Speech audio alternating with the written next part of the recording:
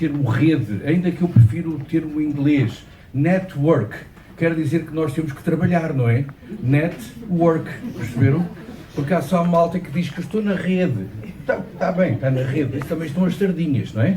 Mas estar na rede para trabalhar é outra coisa. Uma coisa é ter uma rede, outra coisa é ter uma network.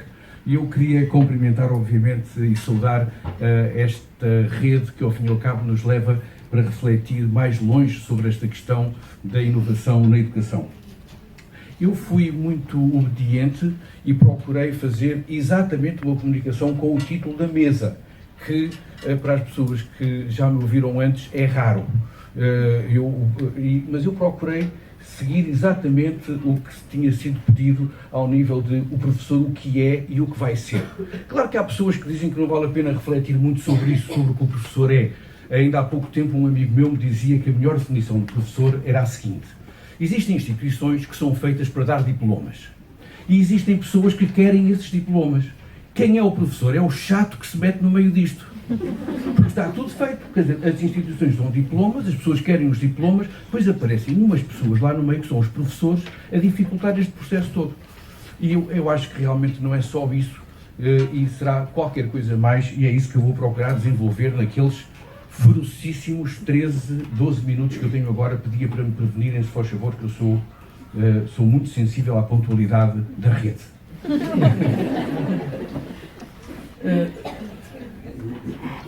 Eu lembrei-me que talvez uma boa maneira para organizar aquilo que eu queria partilhar convosco hoje era partir do estafadíssimo SWOT, não é? Como sabem, este modelo tem sido exaustivamente, até à náusea, tem sido desenvolvido para nós conseguirmos perceber quais são as forças, as fraquezas, as oportunidades e as ameaças que qualquer coisa tem. Isto é, se um dia vocês se quiserem divorciar, vocês podem fazer um SWOT. Vocês pensam no marido ou pensam na mulher e dizem quais são as forças que ele tem, quais são as fraquezas, como é que ele me ameaça, quais são... Isto dá para divorciar, dá para comprar um carro, dá para qualquer coisa. Portanto, isto é o chamado one size fits all. Um único tamanho dá para tudo. E também dá para avaliar, para discutir qual é o papel do professor no que ele é agora e naquilo que nós pensamos que ele pode ser no futuro. Forças, fraquezas, oportunidades e ameaças. E eu teria 3 pontos muito rápidos em cada um destes aspectos. Em primeiro lugar, o que é o professor? E eu realçaria três aspectos. Muitas pessoas dirão 3, eu conheço 30, eu conheço 35. Não é isso, não é só conhecer tudo o que nós sabemos. Foram as coisas que me pareceram mais relevantes para nós falarmos aqui. Há muitas outras coisas, claro, e isto não é exaustivo, é uma comunicação e não uma enciclopédia britânica. Portanto, quais são as forças que eu considero que o professor tem hoje? Ele mantém uma imagem de decisor e uma imagem de ter uma consideração junto às famílias. Isto é, por muito que se diga que os professores já não são aquilo que eram de antes, os professores continuam a ter um ascendente forte em relação às famílias e continuam a ter um papel de decisores em relação ao futuro dos filhos e das crianças, que são importantes. Outra questão é que isto é uma força muito interessante dos nossos professores. Os professores trabalham com populações dinâmicas, criativas e empreendedoras. E eu acho às vezes muito interessante como é que pessoas me dizem: eu estou tão farto de ser professor, isto é uma desgraça, E eu penso: olha, sabes para onde é que tu devias ir? Era para um lar da terceira idade. Aí é que a malta é dinâmica, pá. Aí é que está tudo a ferver. Ou num hospital. Num hospital. Então, ou numa prisão, aí estavas muito melhor, sem dúvida. E às vezes nós esquecemos-nos disto, que uma das grandes forças dos professores é exatamente esta possibilidade que eles têm de trabalhar com pessoas que estão na força da sua criatividade, na força da sua vida, na força do seu empreendedorismo. Isso é qualquer coisa de muito importante e que nem sempre é rentabilizado como força. E em terceiro lugar, o professor tem a força de ser um gestor da meritocracia. Sabemos o que é que isto vale, a meritocracia, isto era outra conferência, não é? Mas sabemos o que isto vale. Mas um professor continua a ter esta imagem de ser um gestor da meritocracia, de dizer: tu vales, tu não vales, e eu permeio aquilo que tu fazes e eu castigo aquilo que tu fazes. Mas nem tudo são boas notícias. Os nossos professores têm também algumas fraquezas. Uma das fraquezas é a percepção sobre as suas condições de trabalho e valorização social. E eu não digo que esta percepção seja uma percepção completamente estranha às reais condições em que as pessoas trabalham, sem dúvida. Mas nós encontramos, eu vou muito a escolas e é recorrente. Isto está tão mal, quem me dera às férias, quantos dias é que falta para eu me aposentar? Eu imagino que as pessoas têm um calendário lá em casa e dizem menos um. Agora mais com os 15 dias do Natal, menos 5. E vamos andando assim. Há esta percepção de uma grande derrota, e que é realmente uma situação difícil, sobretudo quando se pensa em questões de inovação. Outra fraqueza do professor é o isolamento, sem dúvida. Os professores, que parece que estão rodeados de gente, são seres e profissionais extremamente sozinhos. São profissionais que não estão habituados, como dizia o Fernando Pessoa, a confessar um pecado a ninguém. Ninguém diz, eu não percebo nada disto. Eu tenho problemas disciplinares com esta turma. Eu não consigo resolver este assunto. Todos nós, é como se nós tivéssemos uma daquelas doenças que antigamente se chamavam doenças vergonhosas e que nós não contamos a ninguém. Eu tenho sífilis, mas não conto a ninguém.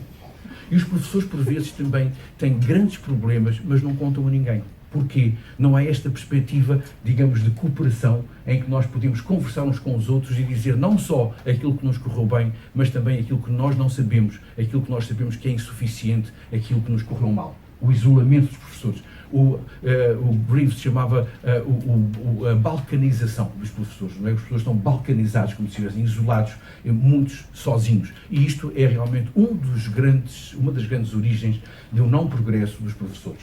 Outra fraqueza dos professores é a percepção sobre o alcance da sua atuação. Conhecem o famoso estudo dos anos 70 sobre Do Schools Matter? Será que as escolas interessam?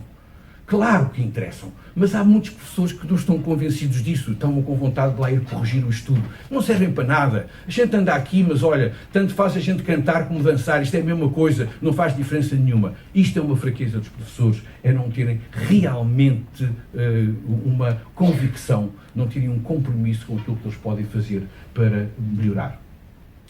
Que oportunidades é que os professores têm atualmente? Bom, sem dúvida, a comunidade de professores. Gostava de vos lembrar que há muitas terras neste país em que o maior número de licenciados juntos é a escola. Quase que não há mais licenciados. Os licenciados estão todos na escola. E nós pensamos, mas que alfobre, que quantidade de competência que nós conjugamos ali. Está ali. Uma comunidade é uma oportunidade para os professores poderem progredir.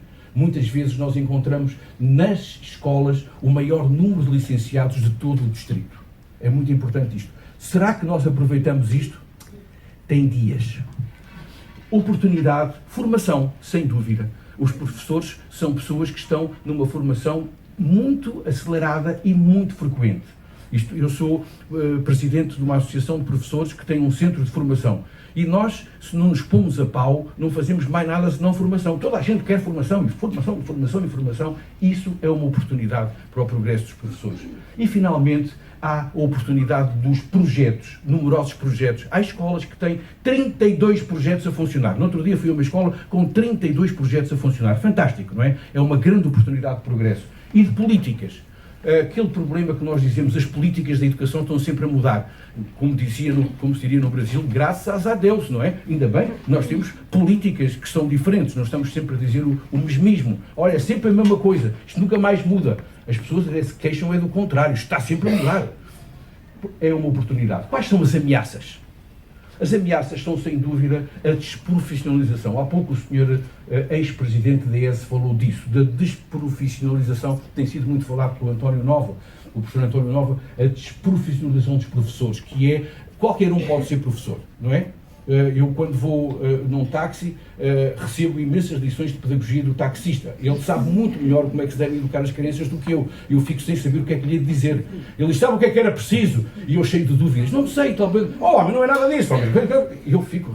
A questão taxista que devia ser reitor de uma universidade, devia ser diretor de uma escola, qualquer coisa. Mas não é só estes, são todos taxistas. Todas as pessoas são melhores que os há esta desprofissionalização. Porque é que tu foste para professor? Oh pai, qualquer pessoa podia fazer isso. Há esta que não é comum em Portugal, levávamos a outra conversa. Nos Estados Unidos, muita formação de professores está a ser feita em community colleges, em propriamente o que nós chamaríamos quase um ensino secundário aperfeiçoado. E é muito importante nós termos atenção a isto, esta desprofissionalização, que é uma enorme ameaça aos professores. Segunda questão, uma ameaça é nós termos um conhecimento que é rachado ao meio, um conhecimento que é o da escola e o que vem fora da escola. É esta questão que nós não conseguimos cerzir estas duas peças de pano. Isto é, ao que se sabe fora da escola, é ótimo, e depois ao que é a escola. E como é que se junta uma coisa com outra? Muito difícil. E isto é uma ameaça à nossa profissão. E depois, nós temos uma formação que é deficiente. A nossa formação como professores é talvez uma formação deficiente, sobretudo também porque nós pensamos sempre no professor isolado. É uma formação que devia ter conhecimentos teóricos, devia ter conhecimentos práticos, reflexão, experiência. Hoje em dia fala-se muito na perspectiva de trazer a profissão para dentro da formação. É uma questão muito importante. Como é que nós podemos trazer a profissão de professor para dentro da nossa formação? E pronto, chegamos agora à parte que vocês gostariam mais de saber, que é a parte da bola de cristal. Porque há uma parte sobre o que é e o que ele vai ser no futuro. E, eu vou-vos dizer uma coisa, o futuro não me interessa nada.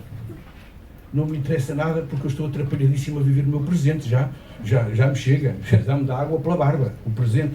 E eu não me interessa muito o futuro, mas eu vou fazer esta aventura de olhar para aquela bola de cristal e olhar para vocês, convosco, sobre o futuro dos professores. Quais são as forças dos professores para o futuro? A primeira questão é a componente emocional, a componente, digamos, relacional do conhecimento. Gostava de vos chamar a atenção, que seria também uma longa conversa, que não há cognição sem afetividade. Não há cognição sem sentimentos. E não é possível nós desenvolvermos uma pedagogia que seja exclusivamente centrada em cérebros com duas pernas.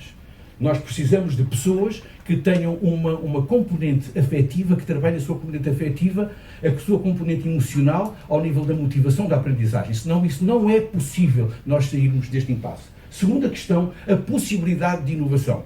É outra força que os professores têm, outra possibilidade. Não se esqueçam que a inovação não é uma palavra que dá para tudo. Dá praticamente... Estou na minha hora? Está mesmo com um minuto só. Estou mesmo com um minuto, pronto. Então, não percam o próximo episódio, vai haver uma segunda encontro da rede. No próximo episódio saberão quais são os outros fatores daqui. Mas gostava talvez só de vos terminar dizendo que talvez